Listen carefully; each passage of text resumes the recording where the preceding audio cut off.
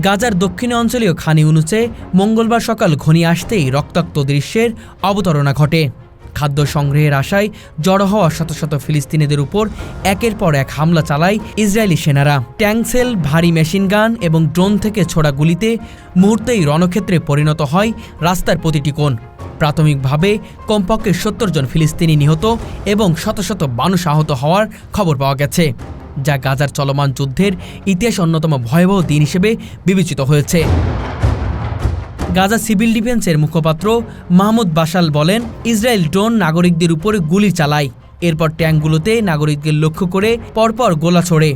মুহূর্তেই নিহত হয় বহু মানুষ, আহত হয় অনেকে। দক্ষিণ গাজার নাসের হাসপাতাল তখন চলছে প্রাণ বাঁচানোর আপ্রাণ চেষ্টা। চিকিৎসকদের ভাষ্যমতে আহতদের অনেকে অবস্থা এতটাই আশঙ্কাজনক যে মৃত্যুর সংখ্যা আরও বাড়তে পারে। হাসপাতালের করিডোরে কাতরানো মানুষের আহাজারি এবং আহত শিশুদের কান্না যেন গোটা মানবতাকে নাড়া দিয়েছে। আল জাজিরার প্রতিবেদক হানি মাহমুদ ঘটনাস্থল থেকে জানান, ইসরায়েলি ট্যাঙ্ক ও ড্রোন থেকে গুলি বর্ষিত হচ্ছিল। ঠিক সেই সময় মানুষের উপরে বারুদের বৃষ্টি। কেউ পালানোর চেষ্টা করলেও চারিদিকে ঘিরে ছিল ধ্বংস আর মৃত্যু। এই হামলা এমন এক সময় হলো যখন ইসরায়েল ও যুক্তরাষ্ট্রের সহযোগিতায় পরিচালিত গাজার হিউম্যানিটেরিয়ান ফাউন্ডেশন কয়েক সপ্তাহ ধরে খাদ্য সহায়তা প্রদানের উদ্যোগ চালিয়ে আসছিল। কিন্তু এবার ত্রাণের জায়গায় মৃত্যুর উপহার পেল গাজার নাগরিকরা। মানবাধিকার সংস্থা এই ঘটনার উদ্বেগ প্রকাশ করে বলেছে, বেসামরিক জনগণের উপরে সরাসরি হামলা ও আন্তর্জাতিক আইনের চরম লঙ্ঘন। গাজার স্বাস্থ্য মন্ত্রণালয়ের হিসেব অনুযায়ী ওই একমাত্র হামলাতেই নিহত হয় অন্তত ৭০ জন এবং আহত হয় শত শত মানুষ। জাতিসংঘের মতে গাজা এখন বিশ্বের অন্যতম মানবিক বিপর্যয় কবলিত অঞ্চল, যেখানে যুদ্ধের পাশাপাশি ক্ষুধা ও অস্ত্র হিসেবে ব্যবহৃত হচ্ছে। গাজার বর্তমান পরিস্থিতিতে ত্রাণ সংগ্রহ একটি জীবন মৃত্যুর প্রশ্ন হয়ে দাঁড়িয়েছে। কিন্তু সেই মানবিক প্রয়াসকেও ইসরায়েলকে লক্ষ্যবস্তুতে পরিণত করেছে বলে অভিযোগ করেছে বিভিন্ন মানবাধিকার সংস্থা। মঙ্গলবার সকালে যখন শত শত মানুষ খান ইউনুসের পূর্ব সড়কে ত্রাণের জন্য জড়ো হন, তখনই হঠাৎ করে শুরু হয় ইসরায়েলি বাহিনীর দমন অভিযান। গাজার নাসের হাসপাতালের চিকিৎসকরা জানিয়েছেন, আহতদের অনেকেই শারীরিকভাবে এতটাই বিধ্বস্ত যে তাদের বাঁচিয়ে রাখা একেবারে অসম্ভব হয়ে পড়েছে। হাসপাতালের এক চিকিৎসক বলেন, আমরা প্রতিদিন মৃত্যুকে কাছ থেকে দেখছি, কিন্তু আজকের মতো এমন নৃশংস আর কখনো দেখিনি।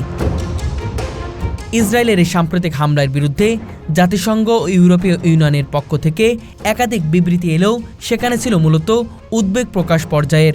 বাস্তবে কোনো কার্যকর চাপ বা প্রতিরোধ গড়ে তোলা হয়নি। মার্কিন যুক্তরাষ্ট্র, যারা একদিকে মানবিক সহায়তার কথা বলে, অন্যদিকে ইসরায়েলের মানবিক অভিযানে প্রত্যক্ষ সমর্থন দিয়ে যাচ্ছে। এই দত্তনীতিকে দায়ী করেছে বিশ্লেষকরা।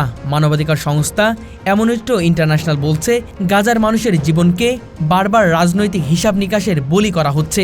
বিশ্বের বহু দেশ আজ যুদ্ধবিরতির আহ্বান জানালেও সামরিক সহায়তা বন্ধ না হওয়া পর্যন্ত বাস্তব কোনো পদক্ষেপ আসবে না।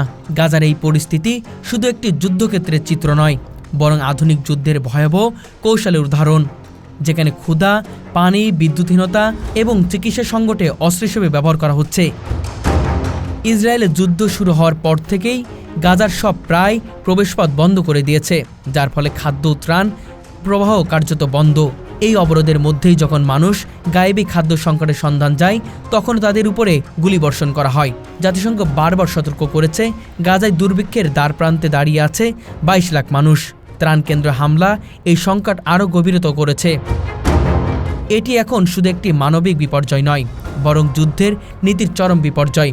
গাজার খান ইউনুসে মঙ্গলবারে যা ঘটেছে তা ইতিহাসে ত্রাণ নামে গণহত্যা হিসেবে চিহ্নিত করা থাকবে।